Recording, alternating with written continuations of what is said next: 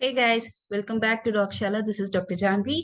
So from our case-based series, we are going to see a video on Ranula. So this is a very interesting and important topic, and we have already seen cases on Ranula before in our UG, but it's really so important that it may be asked as any question. So let's just see the important features and revise it once again. So ranula. So from the image here itself only you can observe what a ranula is, right?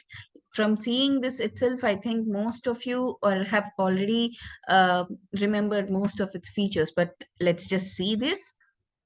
Okay. So a ranula is a mucus extravasation involving a sublingual gland. So it involves a sublingual gland and is a type of mucosal. So it is found on the floor of mouth. Okay.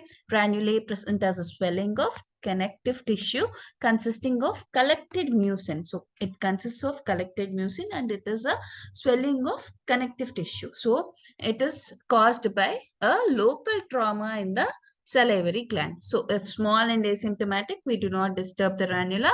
Otherwise, minor oral surgery may be indicated. Okay. So let's just see the signs and symptoms. So it is a pale blue translucent. So it is a translucent blue dome-shaped and fluctuant swelling in the tissues of the floor of the mouth. Fluctuant is nothing but when we just uh, touch the ranula, when we just hold the ranula like this with our gloved fingers, and when we just move the ranula, it moves like this. Okay. So when it is moving like this, it is called as fluctuant. Okay. And it is dome shaped. Okay. It's blue in color and translucent. That is when we are passing a light, it illuminates. Okay. Light passes through the lesion. Okay.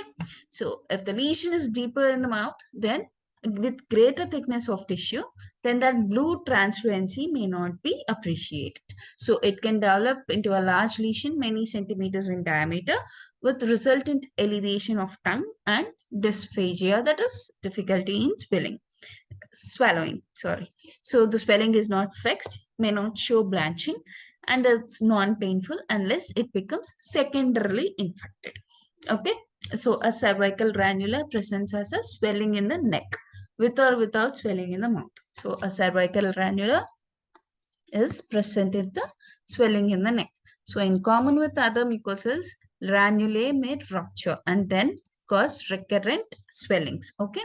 Ranulae may be asymptomatic, although they can fluctuate rapidly in size, shrinking and swelling, making them difficult to detect. Okay.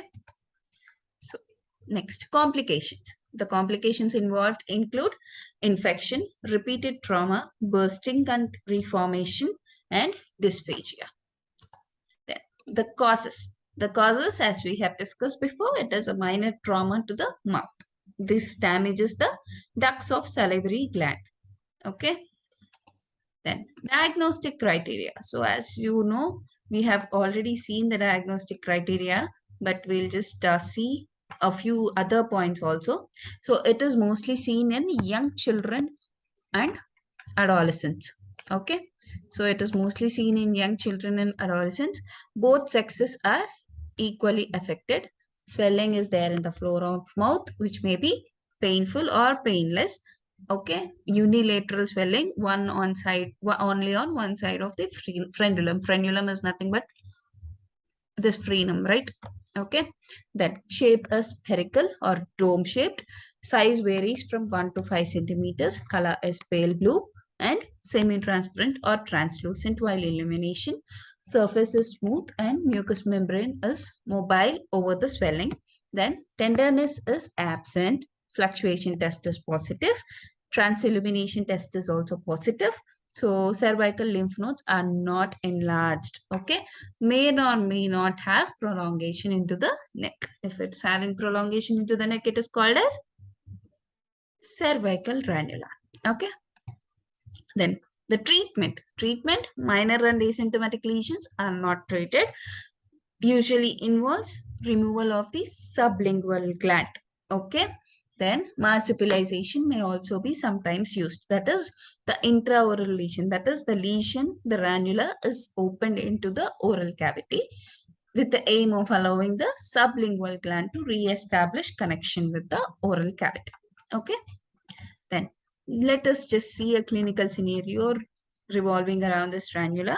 So a patient presented with swelling in the neck near the angle of mandible.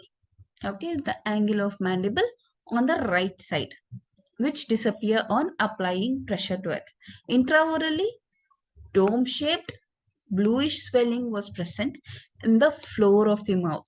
Okay, on the right side. Most likely the diagnosis is, so dome-shaped bluish swelling, floor of mouth. Suggests, what does it suggest? It is actually suggesting even mucocele, right? But it is specifically in the floor of mouth, and it is dome shaped with bluish swelling, even few of mucoceles bluish. But since it is mainly in the floor of the mouth, it is suggesting ranula. Okay. So if you like our video, do subscribe to our YouTube channel. You can also follow us on our Instagram handles at DOCSHAALA for dental content and at DOCSHAALA medical for medical content. You can also follow us on Telegram. Thank you and see you again in the next session.